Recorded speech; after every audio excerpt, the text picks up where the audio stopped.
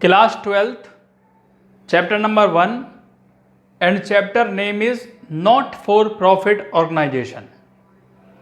क्या होते हैं not for profit organisation? Not for profit organisation उन्हें कहते हैं ऐसे इंस्टीट्यूशन, ऐसी संस्थाएं जिनका मेन एम प्रॉफिट अर्न करना नहीं होता, जो प्रॉफिट कमाने के लिए नहीं की जाती, सर्विस प्रोवाइड करने के लिए की जाती हैं, जिनका मेन एम होता है सर्विस प्रोवाइड कराना अपने मेंबर को या पब्लिक को, उसे कहते हैं नॉट फॉर प्रॉफिट ऑर्गेनाइजेशन। जैसे कि organisation which are formed not to earn profit but to render service to its member and to the public. For example जैसे आप कह सकते हैं क्लब, ये क्या प्रोवाइड कराते हैं? स्पोर्ट्स फैसिलिटी प्रोवाइड कराना, रिक्रिएशनल फैसिलिटी प्रोवाइड कराना, मनोरंजन के साधन प्रोवाइड कराना। नेक्स्ट आता है हॉस्पिटल। हॉस्पिटल में क्या प्रोवाइड होता है, क्या फैसिलिटी प्रोवाइड होती है? मेडिकल सर्विसेज की फैसिलिटी प्रोवाइड होती है। Literary society, arts and culture. Library में ऐसे और एग्जांपल हो सकते हैं, लाइब्रेरी, स्कूल, स्कूल में एजुकेशन प्रोवाइड की जाती है। रिलीजियस इंस्टीट्यूशन, धार्मिक संस्थाएं, चैरिटेबल इंस्टीट्यूशन। तो ये कुछ एग्जाम्पल थे एनपीओ के, नॉट फॉर प्रॉफिट ऑर्गेनाइजेशन के। नेक्स्ट आता है प्राइमरी मोटिव। इनका प्राथमिक उद्देश्य क्या होता है, प्राइमरी मोटिव क्या होता है? तो प्राइमरी मोटिव होता है सर्विस प्रोवाइड कराना, प्रॉफिट अर्न करना इनका मेन मोटो नहीं होता, मेन उद्देश्य होता है सर्विस देना। Capital fund. कैपिटल फंड किस तरीके से जनरेट होगा? जो कैपिटल फंड यहां जनरेट होता है वो होता है लाइफ मेंबरशिप फीस, कि मेंबर्स की जो लाइफ मेंबरशिप फीस है, वन टाइम फीस है। लीगेसी, लीगेसी किसे कहते हैं? वसीयत, तो वसीयत भी एक ही बार मिलती है। एंड सरप्लस, सरप्लस किसे कहते हैं? When income is more than expenses, excess of income over expenditure, उसे बोलते हैं सरप्लस। तो कॉम्बिनेशन ऑफ इन सब का टोटल आता है कैपिटल फंड, और कैपिटल फंड को हम लिखते हैं बैलेंस शीट के लायबिलिटी में शो किया जाता है। कैपिटल नहीं आता यहां पे, क्या वर्ड आता है? Capital fund. नेक्स्ट आता है मेजर सोर्स ऑफ इनकम क्या है? यहां पे सोर्सेस क्या है कि इनकम कहां से जनरेट होगी? तो इनकम जनरेट होने का सोर्स है सब्सक्रिप्शन, यानी कि चंदा मिलना। चंदा कहां से मिलेगा? सब्सक्रिप्शन कहां से मिलेगा? मेंबर से मिलेगा, जो उसके मेंबर बन जाएंगे। या डोनेशन, दान मिलना, यहां पे डोनेशन आना। इनकम फ्रॉम इन्वेस्टमेंट, इन्वेस्टमेंट पर जो इनकम मिली, यानी जो इंटरेस्ट हमें मिला वो यहां पर आएगा। Financial assistance from government, government से फाइनेंशियल हेल्प मिलना, लाइक एड मिलना, गवर्नमेंट से एड आना, सब्सिडी आना, तो वो किस में आते हैं? मेजर सोर्स ऑफ इनकम में। फाइनेंशियल स्टेटमेंट, यहां पर हम 3 स्टेटमेंट प्रिपेयर करते हैं, receipt and payment account, income and expenditure account and balance sheet. तो सबसे पहले मैं आपको बताऊंगा रिसीप्ट एंड पेमेंट अकाउंट के बारे में। यहां पर हम कोई ट्रेडिंग अकाउंट प्रिपेयर नहीं करते, कोई profit and loss account prepare नहीं किया जाता। क्या प्रिपेयर किया था? Receipt and payment account. तो रिसीप्ट एंड पेमेंट अकाउंट नाम से ही पता चला है कि रिसीप्ट आना और पेमेंट होना, यानी इसका फॉर्मेट बनता है particulars amount, particular amount. Receipt side left side means debit side, and payment means right side, credit side जिसे बोलते हैं। तो ये इसका फॉर्मेट रहेगा। रिसीप्ट किसी भी तरह की हो, उस रिसीप्ट को लिखा जाएगा, चाहे वो कैपिटल रिसीप्ट है या वो रिवेन्यू रिसीप्ट है। मान लीजिए हमने गुड्स सेल किया, पैसे आए, तो वो रिवेन्यू रिसीप्ट हो गया, क्योंकि बार बार की नेचर का है, ये रूटीन में है। और एक सेल होती है, आपने बिल्डिंग को सेल कर दिया, फर्नीचर सेल कर दिया, ये कैपिटल रिसीप्ट है, तो वो रिसीप्ट आप लेफ्ट साइड में शो करोगे। ऐसे ही पेमेंट है, पेमेंट अगर हम कर रहे हैं, चाहे वो रिवेन्यू नेचर का है या वो कैपिटल नेचर का है, सभी पेमेंट को राइट साइड में शो किया जाएगा, मीन्स क्रेडिट साइड में शो किया जाएगा। एक पॉइंट आता है यहाँ पे, सरप्लस क्या होता है? तो सरप्लस होता है excess of income over expenditure, जब हमारा इनकम ज्यादा होती है और हमारे खर्चे कम होते हैं, तो उसे बोलते हैं सरप्लस। जैसे कि नेट प्रॉफिट वर्ड यूज करते थे प्रॉफिट एंड लॉस अकाउंट में, यहां पे क्या यूज करते हैं? यहां पे एक अकाउंट बनता है इनकम एंड एक्सपेंडिचर अकाउंट, वहां पे यूज करते हैं सरप्लस। अगर इनकम ज्यादा है और अगर लॉस ज्यादा है तो आपको डेफिसिट होगा। अगर इनकम ज़्यादा है तो सरप्लस, लॉस ज़्यादा डेफिसिट। और डेफिसिट क्या होता है? जब आपका एक्सपेंडिचर ज़्यादा होता है आपकी इनकम से, तो एक्सपेंडिचर माइनस इनकम, और यहां पे यूज करेंगे income minus expenditure.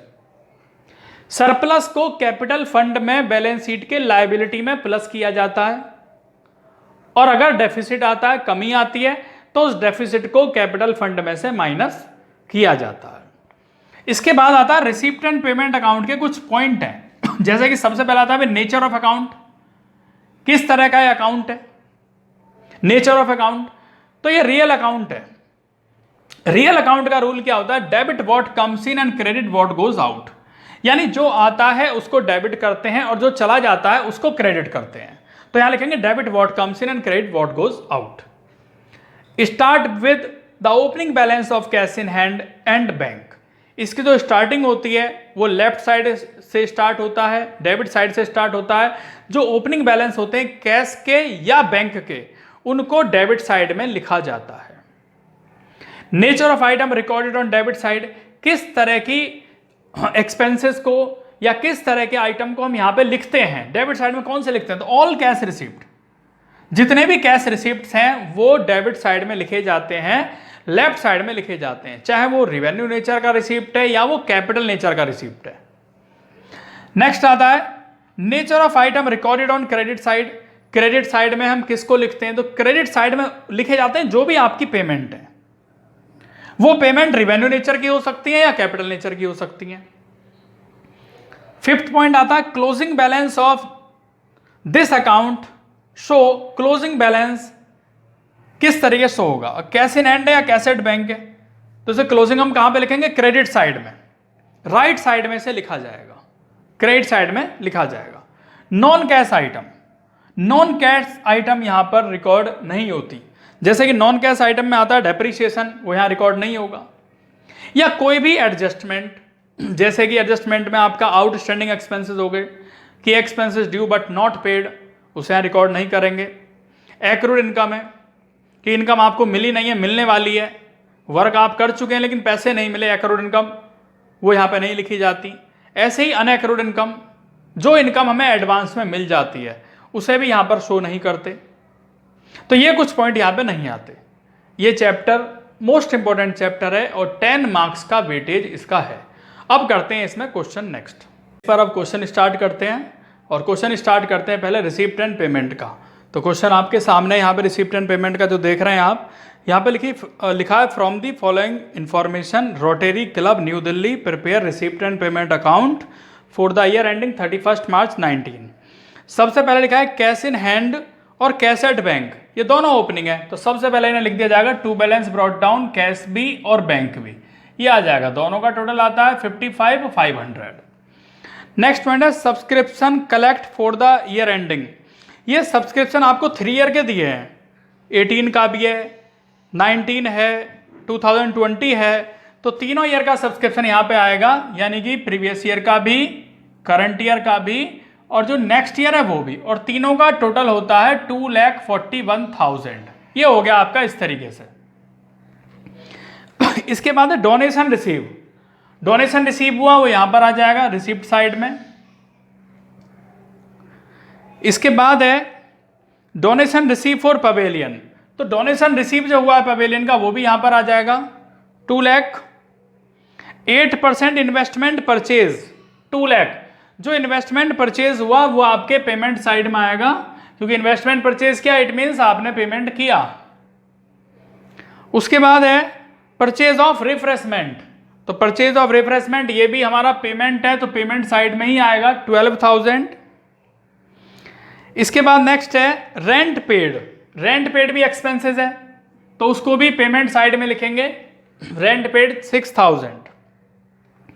Entrance fees receive है, ये इनकम है, तो इनकम को लिखोगे आप यहां पर entrance fees receive 18,000 receipt side में।